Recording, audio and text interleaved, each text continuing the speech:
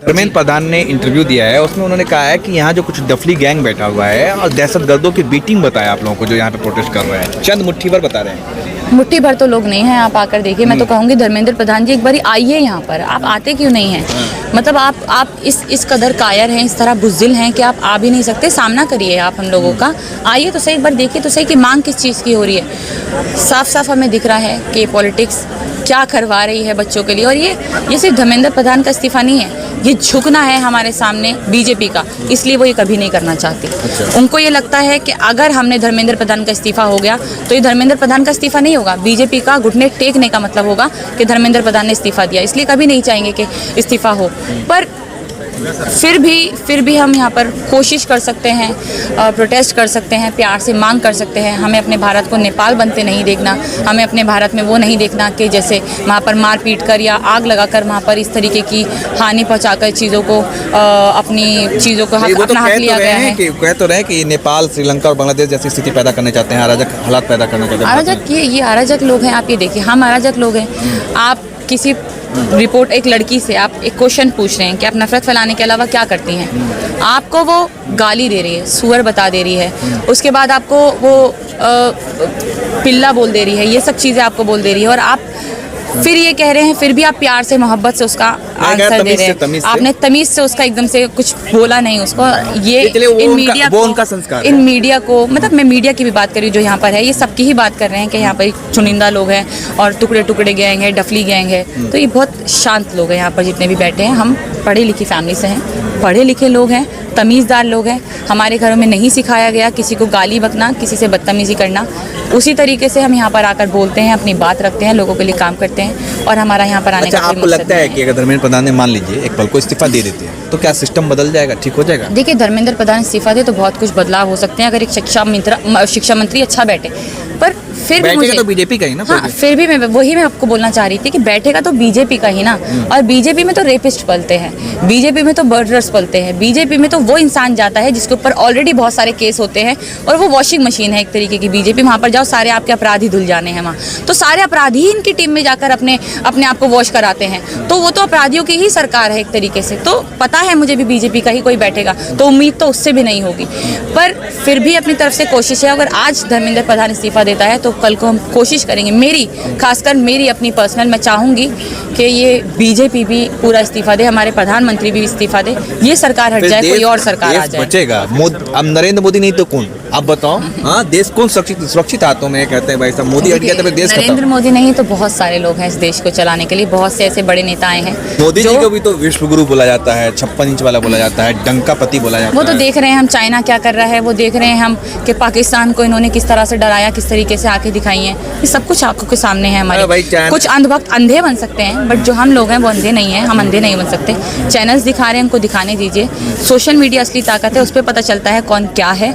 EVM से भी किस तरह से आप जीत रहे हैं, किस तरीके से ईवीएम जलवा दी गई है, किस तरीके से आप लगातार आप झुग्गियों में हटवा रहे हैं लोगों को, वहाँ पर नहीं हो रहा, आप झुग्गियाँ जलवा दे रहे हैं, बुलडोजर चलवा दे रहे हैं, ये सारी आप चीज़ें कर रहे हैं। तो हम लोग अंधे नहीं हैं। विश्व गुरु हमें नहीं बनना।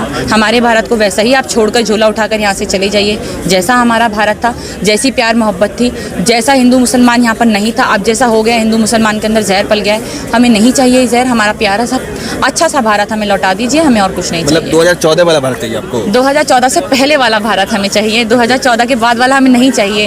हमें चाहिए 2014 से जैसा ही पहला भारत था, जब हिंदू मुसलमान में जहर नहीं था, जब लोग नाम से पूछकर, कपड़ों से पूछकर एक दूसरे को पहचानते नहीं थे, जब मीडिया सच दिखाता था, जब हमारी कानून व्यवस्था ठीक डिसीजन देता था, जब कानून व्यवस्था, हमारी मीडिया, हमारी पुलिस ये नहीं देखती थी कि वो भाई उसके पीछे खान या शर्मा लगा है, उस तरीके से उस चीज़ को हम देखेंगे या उस तरीके से इसको न्याय मिलेगा। जब ये सब चीज़ें नहीं होती थी, वैसा भारत हमें लौटा दो, हमें और कुछ नहीं चाहिए। तो आपको अच्छे दिन राम राज वाला नहीं चाहिए? नहीं, हमें नहीं चाहिए ऐसा दिन। जिस राम राज्य में, राम मंदिर में ही चोरी हो रही है, वो क्या ही आप अपने राम मंदिर को नहीं संभाल पा रहे हैं? जिस राम मंदिर को बना रहे हैं उसमें ही चोरी करवा दे रहे हैं। तो ये सब चीज़ें देखिए, धर्म से ये सब चीज़ें नहीं चलती। पॉलिटिक्स को और धर्म को दूर रखिए। पॉलिटिक्स अलग है, धर्म अलग है। पॉलिटिक्स चलाइए लोगों के लिए, धर्म में लोगों को बांटकर पॉलिटिक्स में चलाइए। मेरे को तो बड़ा अच्छा लगता है। ये लोग अब देशद्रोही कहने लग गए ना, एकदम ऐसा सुकून सा मिलता है। चलो ठीक है, अगर देश में नीट के स्टूडेंट्स जिनका आपने मर्डर किया उनके लिए खड़ा होना देशद्रोही है तो भाई हम खुश है देशद्रोही बनकर। हम इन लोगों के लिए काम करके देशद्रोही कहलाते हैं तो ठीक है। हम रेप किसी का हो जाता है इस देश में, हम उसके लिए आवाज़ उठाते हैं तो हम देशद्रोही, तो हम खुश हैं। इस देश में दलितों को, मुसलमानों को मॉब लिंचिंग किया जाता है, मारा जाता है, उनसे एक नारे लगवा कर मारा जाता है। अगर हम उसके खिलाफ आवाज़ उठा रहे हैं तो हम देशद्रोही। हम खुश हैं भाई, खुश हैं आप? हम खुश हैं। हम इतिहास में जब भी याद रखा जाएगा, हमारा नाम इसी चीज़ के लिए याद रखा जाएगा कि हमने आवाज़ उठाई। हम बुज़दिलों की तरह हमने गवर्नमेंट के तलवे नहीं चाटे, हमने बुज़दिलों की तरह गवर्नमेंट की गुलामी नहीं करी, हमने बुज़दिलों की तरह गवर्नमेंट का पैसा खाकर उनकी दलाली नहीं करी। हमें इसीलिए याद रखा जाएगा और हम खुश हैं कि हम उन एक नामों में से हैं। हम लोग आवाज़ उठाने वाले नामों में से हैं, लोगों की आवाज़ दबाने वालों में से नहीं है। रूबिका लियाकत हो गई या फिर अंजना ओम कश्यप हो गई या फिर सुधीर चौधरी, ये वो लोग हैं जो 100 करोड़ की रिश्वत लेते हुए पकड़े गए हैं। एक जो है हमारे जो IAS की शिक्षा देते हैं, जो आज सुबह ही यहाँ पर थे, उनको 2 कौड़ी का बता रही थी। एक औरत है जो खुद मुस्लिम होकर मुसलमानों को लगातार दिन रात कोस रही है, गाली बक रही है। नाजिया इलाइका बहुत ही गंदे लोग। मैं रूबिका लियाकत की भी बात कर रही हूँ। देखिए जो लोग बैठे हुए हैं गर्मी में, पसीनों में, और ये CJP के प्रोटेस्ट में शामिल होने आए हैं, और इनफैक्ट उन लोगों के लिए जो बच्चे मर गए हैं, जिन्होंने अपनी जान गंवा दी है, उनके लिए लोग बैठे हैं। तो हमारा एक जिम्मेदारी बनती है यहाँ पर आकर इन लोगों के लिए कुछ करना। और हमारी ही नहीं, मुझे लगता है इस देश की हर इंसान की जिम्मेदारी बनती है कि यहाँ पर आकर जो लोग इतनी गर्मी में, पसीनों में यहाँ पर अपना पसीना बहा रहे हैं उनके नीट के बच्चों के लिए, तो आइए आप और यहाँ पर शामिल होइए। जो भी काम आप कर सकते हैं, चाहे वो थोड़ा सा भी हो, बांट सकते हैं, या फिर थोड़ी भी चीज़ें लाकर यहाँ पर प्रोवाइड करा सकते हैं, तो कराइए। इसीलिए मैं यहाँ पर आई हूँ। लेकिन आपको लगता है कि सरकार के कानों पे जूं रहेंगे? देखिए मुझे बिल्कुल नहीं लगता। मेरे को तो पहले से ही मैंने बोला कि बहुत कायर सरकार है। अब भी मैं यही बोल रही हूँ कि बहुत कायर सरकार है। लोग मेरे को देशद्रोही, पता नहीं कौन कौन सी गालियाँ सोशल मीडिया पे इनके अंधभक्तों ने बकना स्टार्ट कर दिया, मेरे लिए वीडियो बनाना स्टार्ट कर दिया। फिर भी उसके बाद भी मेरा एक ही यहाँ पर मकसद है यहाँ पर आने का, और मेरा दिल यही है कि जो जितना मुझसे हो सके मैं यहाँ के लोगों के लिए करूँ, यहाँ पर आने के लिए करूँ। और जो सरकार है वो तो शुरू से ही इस तरह की सरकार रही है, इस कदर ख़राब सरकार रही है कि वो लोगों की ना आज तक उन्होंने सुनी है, ना आप सुनेंगे। उन्होंने कभी भी अपने आप से लॉकडाउन कर दिया, कभी भी उन्होंने नोटबंदी कर दी। लोग मर रहे हैं, लाइन में लगे हैं, एक ने इस्तीफ़ा नहीं दिया, एक ने अपनी तरफ से कुछ बोला नहीं, लोगों के लिए कुछ नहीं किया। हमारे मोदी जी, आज नीट के स्टूडेंट्स जो बेचारों ने अपनी जान गंवा दी, इनफैक्ट मर्डर ही किया गया है उनका हमारी सरकार द्वारा, ये सब चीज़ें हो गई। हमारे मोदी जी ने एक चीज़ नहीं बोली, बाहर जाकर जिस अमेरिका ने हमारे भारत के 3 बच्चों को मार दिया, उनके जाकर गले पड़ रहे हैं, गले मिल रहे हैं, हाथ मिला रहे हैं, गुलाम बने पड़े हैं उनके। हमारा भारत तो कभी ऐसा नहीं था। हमारे भारत में इस तरह की चीज़ें हमने कभी नहीं देखी कि हमारे भारत के प्रधानमंत्री किसी के सामने जाकर झुक रहे हैं, गले पड़ रहे हैं। बहुत से प्रधानमंत्री ऐसे रहे हैं, एक नाम रहा है हमारे भारत का। रिद्धिमा शर्मा के बारे में 6 जून को आई थी, वो बहुत ललकार के गई थी, दाल के गई थी, उनके बारे में क्या कहना चाहिए? वो आ ही नहीं रही है ना, दोबारा आए तो सही, हम तो वेट कर रहे हैं। वो कब आएंगी? वो मैडम आ ही नहीं रही हैं। एक बार आकर वो भाग गई हैं यहाँ से, और लगातार नहीं पूछा था नफरत फैलाने के अलावा क्या क्या करती हो। हाँ उन्होंने वो पता नहीं पिल्ले वगैरह क्या क्या नाम दे दिया है। मतलब चलिए बहुत अच्छी बात है, आपको पता तो चल गया ना कि ये लोग किस तरीके की भाषा का उपयोग करते हैं, किस तरीके की फैमिली से, किस तरीके की पार्टी से ये लोग बिलोंग करते हैं, इस तरीके की बातें करते हैं। तो देखिए इस तरह के आप चाहेंगे रिद्धिमा शर्मा को? नहीं, मैं तो यहाँ पर तो मैं प्रोटेस्ट को गंदा नहीं करना चाहती, बट अगर हाँ हिम्मत है आपके अंदर तो ज़रूर आइए यहाँ पर। अब लोग चुप बैठने वाले नहीं हैं। हम नहीं चाहते इनको मार पीट कर भगाएं। मैं उस तरह की रही भी नहीं हूँ कभी, बहुत सिंपल सोबर डिसेंट से लोग हैं। बट हाँ फिर भी उनके काम तो ऐसे ही है कि उनको मार पीट कर भगाया जाए यहाँ से। बट फिर भी हम उनको प्यार मोहब्बत से यहाँ से रफा दफा करेंगे, हमें कुछ नहीं चाहिए। मतलब नेहा शर्मा चैलेंज कर रही है क्या? नेहा भारती